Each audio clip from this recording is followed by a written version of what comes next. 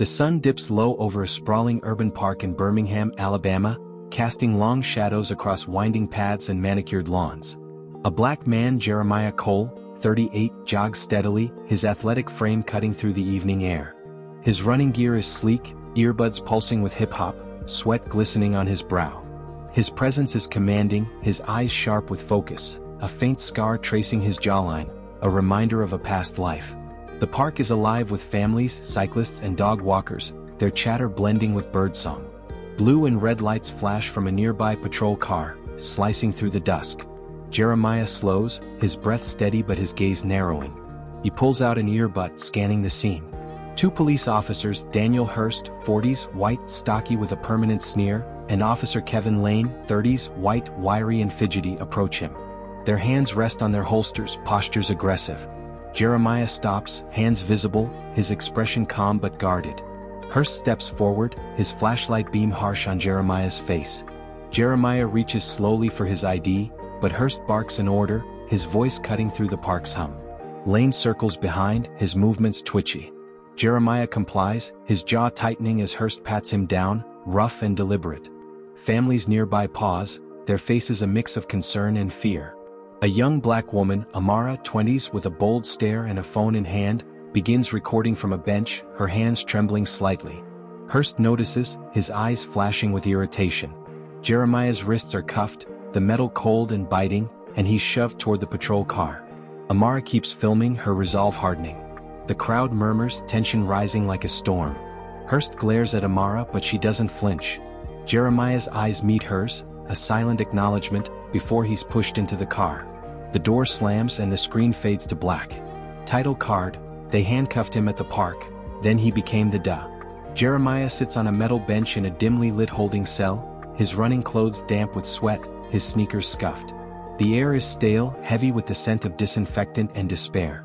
His hands rest on his knees, fingers tracing the scar on his jaw.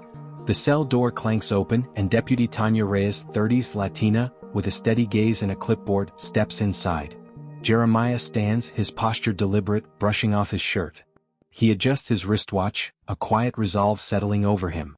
Tanya hands him his ID, her expression a mix of apology and caution. Jeremiah nods, his eyes burning with purpose. A younger Jeremiah, 20s, stands in a crowded Atlanta street, his clothes worn but clean, a law book tucked under his arm. Police sirens wail nearby and a teenage boy, 16, black, is pinned against a wall by two officers. The boy's eyes are wide with fear, his backpack spilling textbooks onto the pavement. Jeremiah steps forward, his voice steady but unheard in the chaos. An officer shoves him back, his hand rough. Jeremiah's face hardens, his grip tightening on the book. The boy's mother screams from the crowd, her voice raw. Jeremiah's eyes linger on the scene, a fire igniting within him.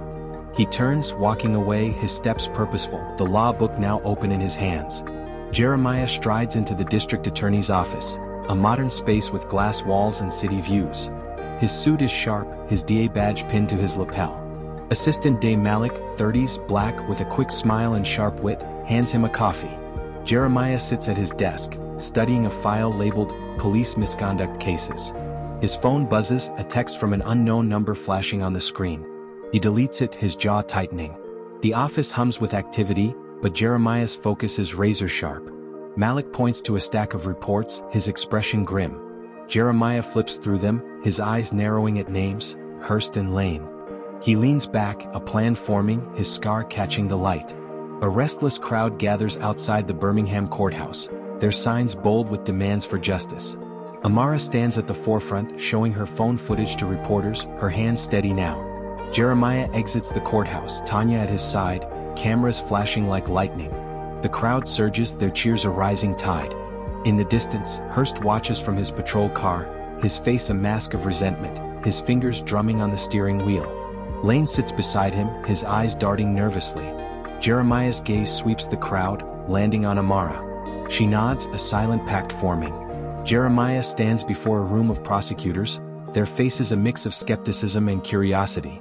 A whiteboard lists new initiatives: mandatory officer accountability reviews, body cam audits, and bias training.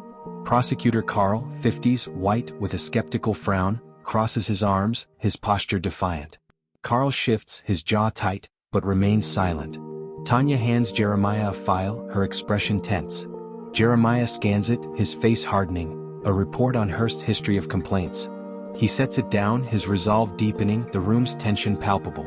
Jeremiah sits alone in his office, staring at a faded photo of himself and the teenage boy from Atlanta, their smiles frozen in time. His phone buzzes again, another unknown number. He deletes it, his fingers lingering on the screen. A knock at the door.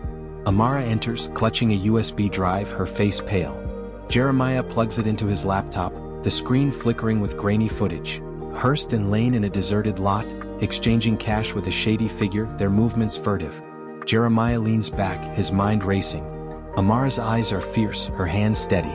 Jeremiah's gaze turns wary, a warning in his expression. Amara drives along a winding road, her phone buzzing with notifications. Headlights flare behind her, harsh and unrelenting. A truck roars up, tailgating, its engine a menacing growl. Amara's hands tighten on the wheel as she accelerates, but the truck matches her speed. A hand leans out, tossing something. A brick smashes through her windshield, glass shattering. Amara swerves, tires screeching as the truck peels off into the night. Her car skids into a ditch, steam hissing from the hood. Amara lies in a hospital bed, bandaged but awake, her eyes defiant. Jeremiah sits beside her, his face a storm of fury and guilt. He grips her hand, his touch steady. He steps into the hall, pulling out his phone, his expression darkening as he makes a call.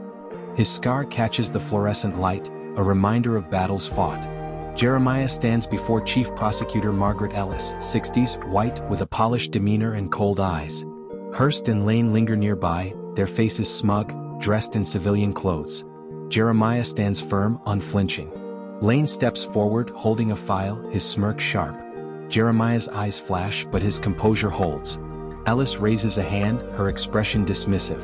Jeremiah walks out, leaving Lane's smugness faltering. The city festival pulses with life, lights twinkling, music rising above the hum of the crowd. Jeremiah, in a casual jacket, walks with his brother, Caleb, 30s, and Caleb's son, Jaden, 10, their faces bright with joy. Jaden tugs at Jeremiah's hand, his eyes wide with wonder. Caleb pulls Jeremiah aside, his expression clouded with worry. Jeremiah hugs him, his embrace fierce. A shot cracks through the air, sharp and sudden. The crowd screams, scattering like leaves in a storm. Jeremiah shields Jaden, his eyes scanning the chaos. A figure in a hoodie sprints into an alley, a shadow among the buildings. Jeremiah hands Jaden to Caleb and bolts after the figure, his heart pounding. Jeremiah races through the narrow alley, crates and trash cans blurring past, the figure just ahead. He tackles them, pinning a young man, 20s, white, to the ground. It's Trey, a local with a rap sheet, his face twisted with defiance. Jeremiah restrains him, his breath ragged, his mind racing. His phone buzzes, Tanya's name on the screen. Jeremiah answers, his eyes locked on Trey, realization dawning like a storm breaking. Jeremiah storms into the DA's office, Tanya and Amara at his side. He slaps a stack of financial records onto a desk, the sound sharp in the tense silence. Prosecutors and clerks gather, their murmurs rising. Lane stands, his face red with fury, and lunges. Jeremiah sidesteps, pinning him to the wall with practiced ease. Hearst draws his gun, but Tanya's faster, her weapon trained on him.